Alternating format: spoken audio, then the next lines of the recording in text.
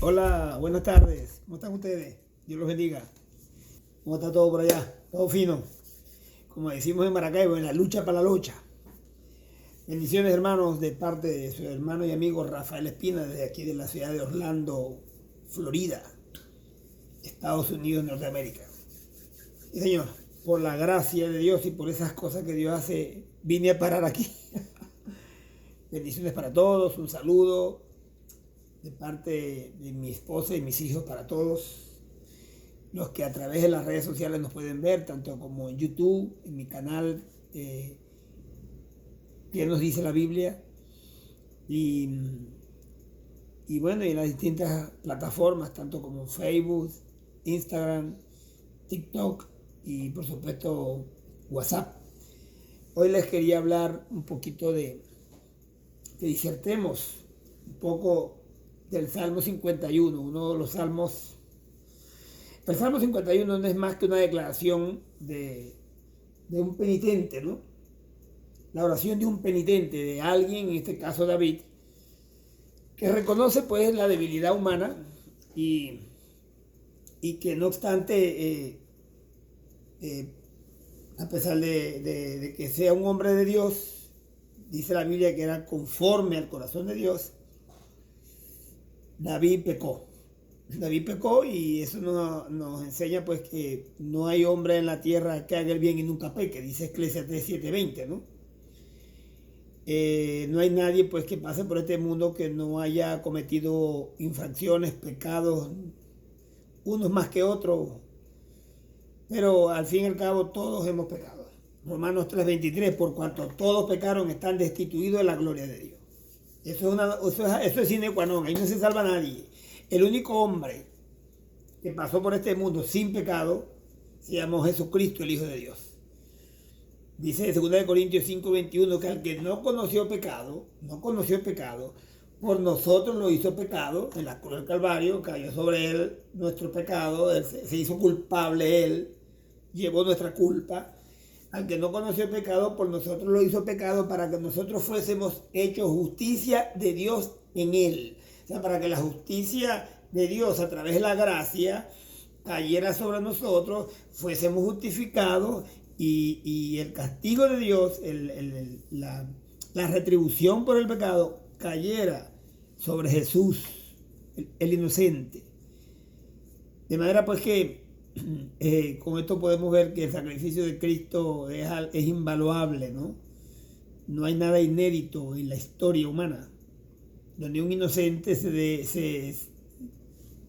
despoja de su gloria, siendo el Hijo de Dios, y asume el castigo voluntariamente de la responsabilidad de los otros. Así que David, entendiendo esto, que él había pecado y que él era un hombre humanamente débil, hace esta declaración, ¿no? Y junto con el Salmo 32, David comete los pecados que cometió, que ustedes conocen, registrado allá en el libro de Samuel, primera de Samuel, y peca con Jezabel, peca contra Dios a través del adulterio, la fornicación, también asesina o manda a asesinar a uno de sus generales para quedarse con esta mujer. Y hay un montón de cosas que hay ahí que se hablan de 7 pecados, ¿no?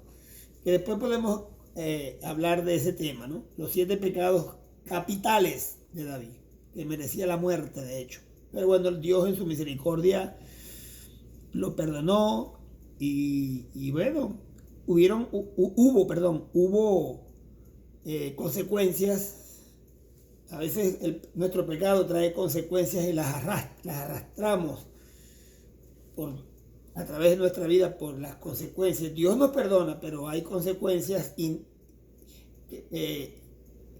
que caen sobre nosotros por esa, o sea, acarreamos las consecuencias, por llamarlo de otra manera, ¿no? Ahora bien, fíjate cómo comienza el Salmo, ¿no? Y dicen los que saben que David tuvo un año o casi un año escondiendo esto, ¿no? Sin arrepentirse. Y en el Salmo 32 dice que mientras callé envejecieron mis huesos, ¿no?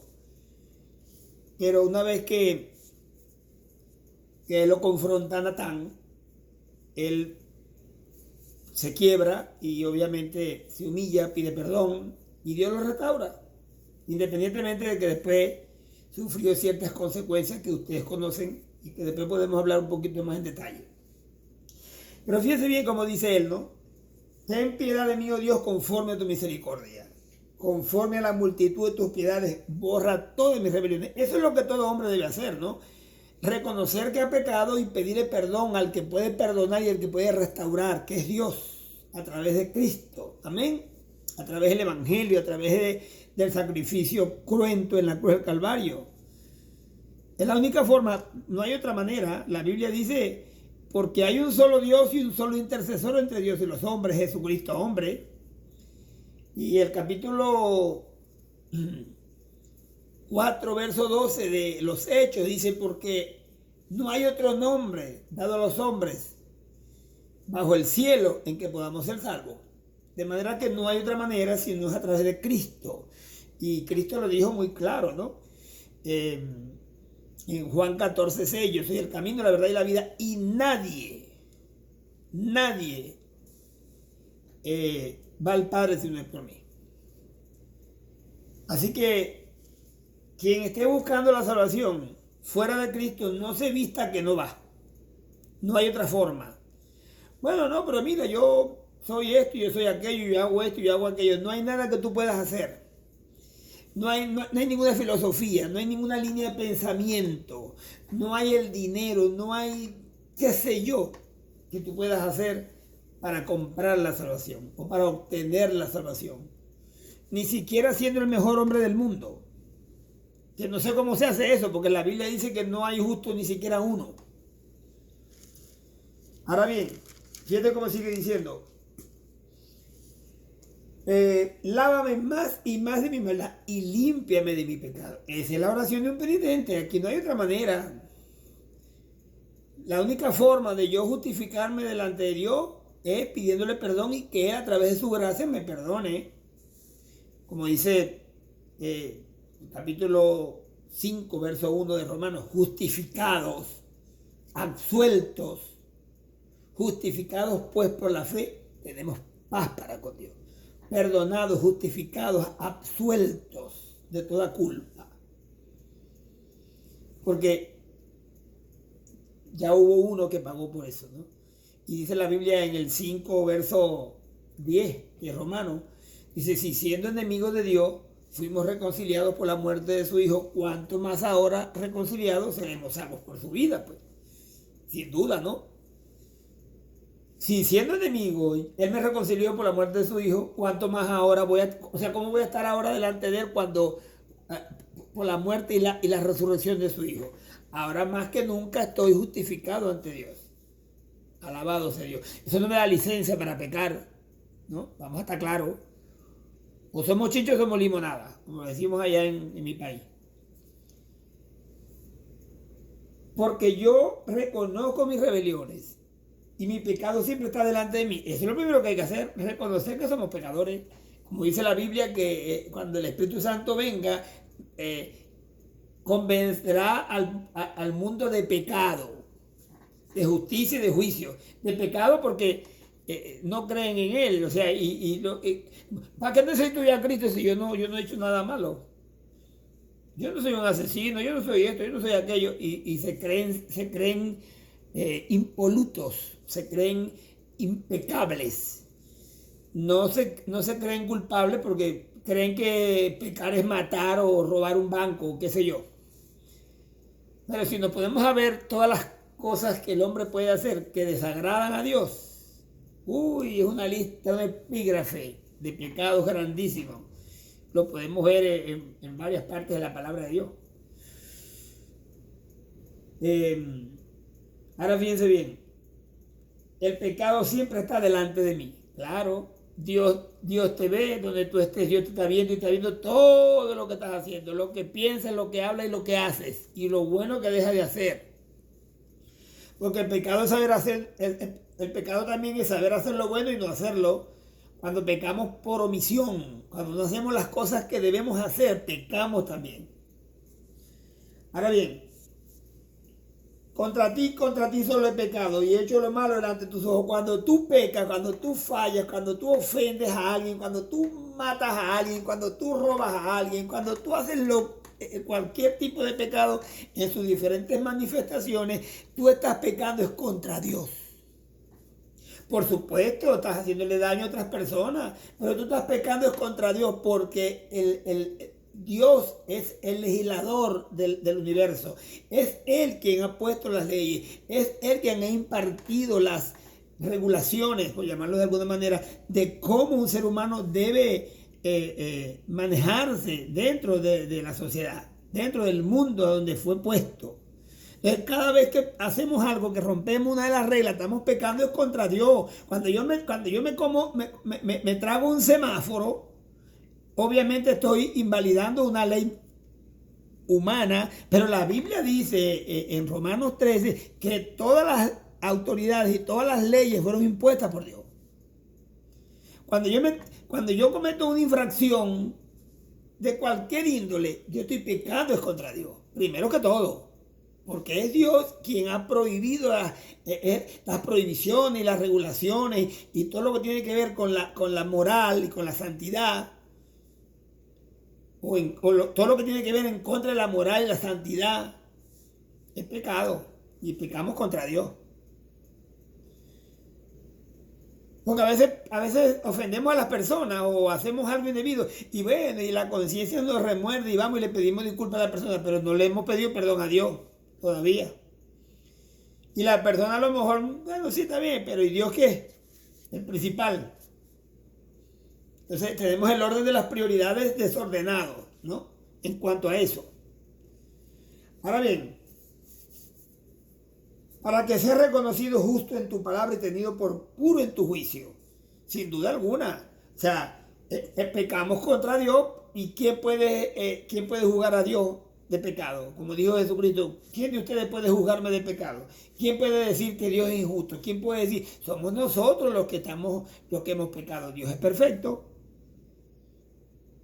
Siempre tendrá que ser reconocido como justo, como perfecto, como bueno, como amable, como merecedor de toda gloria y toda honra, porque todo lo bueno, todo lo amable, todo lo puro que nosotros podamos conocer proviene de Dios. Por eso la Biblia es el manual de normas y procedimientos, de normas y conducta. ¿Y la Biblia qué es? La palabra de Dios, pues. Entonces, ahí entonces él también toma hace una aclaratoria, ¿no? Y parte de una premisa. ¿Por qué peco? ¿Por qué peco contra Dios? ¿Por qué tengo proclividad al pecado? Sencillamente porque hemos nacido bajo pecado.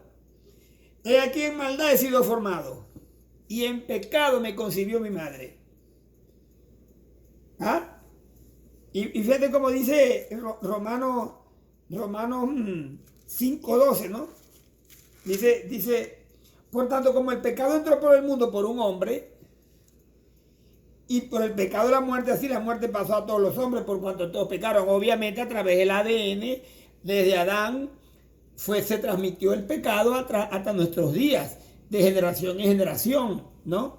Por eso él nace en pecado desde el vientre de su madre, porque venimos contaminados por ese gen maligno llamado pecado, que a través de la ley de la herencia, que fue descubierta por Gregorio Mendel en el 1860, si no mal recuerdo, le vamos transmitiendo a nuestras generaciones o a nuestros descendientes, y hemos adquirido de nuestros ascendientes todas esas características, e incluyendo el pecado.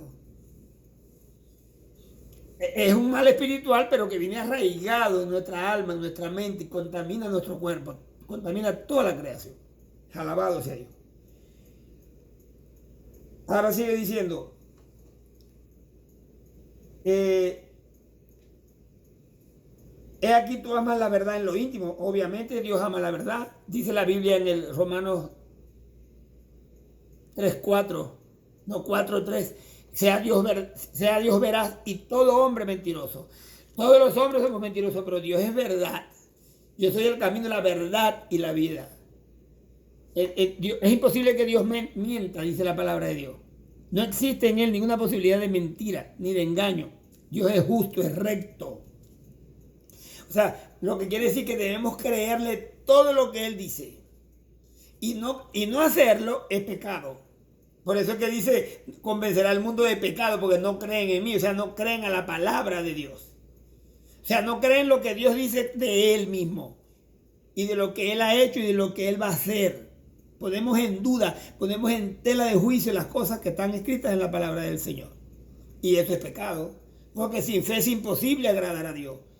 Dice Hebreos 11:6, dice, porque es necesario que los que se acercan a Dios crean que le hay, o sea, que existe y que es galardonador de los que le buscan, porque sin fe es imposible agradar a Dios. Sigo para adelante. En lo secreto me has hecho comprender sabiduría. Claro, cuando tú no puedes conocer a Dios ni la sabiduría si tú no tienes una intimidad con el Padre. Cuando tú oras, cuando tú te arrodillas, cuando tú buscas la presencia de Dios en la palabra de Dios, meditas en la palabra de Dios, hablas con Dios, no solamente en tu cuarto, que es lo que deberías hacer, pero cuando tú estás en tu carro, cuando tú estás en tu trabajo, tu mente debe estar alineada con la mente de Dios. Los pensamientos. Por eso que Filipenses 4:8, lo dije ahorita. Por lo demás, hermanos, todo lo justo, todo lo puro, todo lo amable, todo lo que de buen nombre, si hay algo digno de alabanza, en esto pensad. ¿Por qué? Porque tenemos la mente de Cristo. No podemos estar pensando las cosas del mundo y pensar como diablos diciendo que somos hijos de Dios. No, es incongruente, ¿no? Y no solamente es incongruente, sino que es extraño, ¿verdad? Que podamos decir que somos hijos de Dios, pero mantenemos nuestros pensamientos en las cosas mundanas del mundo. Iba a decir las cosas mundanas del mundo, pero no, hay redundancia. Las cosas del mundo, las cosas malas, nuestros pensamientos siempre están en lo malo, en hacer cosas que desagradan a Dios, y no es incongruente completamente. Una mente cristiana renovada necesita estar de renovación en renovación. Dice la Biblia que aunque este cuerpo exterior o este tabernáculo exterior se va desgastando, no obstante el interior se va renovando de día en día y de gloria en gloria, ¿no? Digo yo. Fíjate bien, purifícame con hisopo y seré limpio. ¿Ah? Aquí dice purifícame con hisopo porque en la antigüedad, cuando los ritos judíos agarraban una rama que se le llamaba hisopo, se metía en el hebrillo donde estaba la sangre de la víctima, de la víctima ofrenda, en este caso corderos o cabras o becerros, y era rociada a las personas y a los utensilios y a todo eso. Y bueno, y se le ponía aquí en el lóbulo de la oreja derecho y en el dedo derecho de la mano y del pie. Eso era un símbolo pues de que esa sangre limpiaba, pero no limpiaba del todo, sino que cubría el pecado. Porque quien quita el pecado del mundo es la sangre de Cristo. Por eso Juan, cuando vio a Jesús, dice, he ahí el Cordero de Dios, el verdadero Cordero de Dios. Aquellos eran tipo y sombra de lo que había de venir, ¿no? De que una víctima ofrenda a un inocente pagara por tu pecado. Ahora no, ahora dice, he ahí el Cordero de Dios, el verdadero Cordero de Dios, que quita el pecado, no que lo cubre, que lo quita de raíz. Alabado sea Dios. Gloria a Dios, ¿no? Qué bueno, que no nos cubre, no nos pinta, nos limpia de todo pecado. Y el salmista dice, purifícame con hisopo y seré limpio. Imagínate, si con hisopo y con la sangre de animales era limpio, cuánto más ahora con la sangre preciosa de Cristo, ¿no? Y creo que creo que en Romanos 5:9 dice algo de eso. Vamos a ver. Dice, el 8 dice, mas Dios muestra su amor para con nosotros, en que siendo aún pecadores, Cristo murió por nosotros. Pues mucho más estando ya justificados en su sangre, por él seremos salvos de la ira. O sea, si ahora estamos justificados por la sangre y hemos sido limpios con la sangre, entonces ahora ninguna condenación hay para los que están en Cristo Jesús. Lo dice el capítulo 8 también, verso 1. Amén. Prosigo. Purifícame con hisopo y seré limpio. O sea, en este caso nosotros decimos, purifícame con tu sangre, Señor. Lávame mis pecados con tu sangre, Jesús, la que derramaste allá en la cruz del Calvario. Ya no es con sangre de animales. Y creo que el capítulo 1 de Pedro dice, así, capítulo 1 de... o sea, primera de Pedro, capítulo 1, dice, sabiendo que fuiste rescatado de vuestra manera de vivir, de nuestra vana manera de vivir, la cual recibiste de vuestros padres, o sea, la herencia que venimos trayendo arrastra, no con cosas corruptibles como oro o plata, sino con la sangre preciosa de Cristo, como de un cordero, o sea, tipo y sombra aquello, ¿no? Sin mancha y sin contaminación. Ahora es con la sangre de Cristo, sin mancha y sin contaminación, ya destinado desde antes de la fundación del mundo para ser manifestado en los postreros tiempos por amor a vosotros. Así que es la sangre de Cristo la que nos limpia. Ya no hace falta un rito y matar un animal y bañarme con esa sangre. No. Es la sangre preciosa de Jesús que hace 2000 y tantos años fue derramada en la cruz, pero que hoy sigue en vigencia como si fuese ayer. Dispuesta y expuesta y ¿cómo se llama? ¿Cómo se le dice? Propicia para limpiar nuestros pecados. Es la propiciación de nuestros pecados. Bueno, sigue diciendo rapidito porque se me va el tiempo y dice, voy por el verso, ya dice, lávame y seré más blanco que la nieve. Imagínese usted. Isaías 1:18 me dice, nos hace pues un llamado, el primer capítulo de Isaías, verso 18, que es muy conocido por todos nosotros, dice, venid luego, dice Jehová, vení, sentate aquí conmigo, vamos a conversar, vamos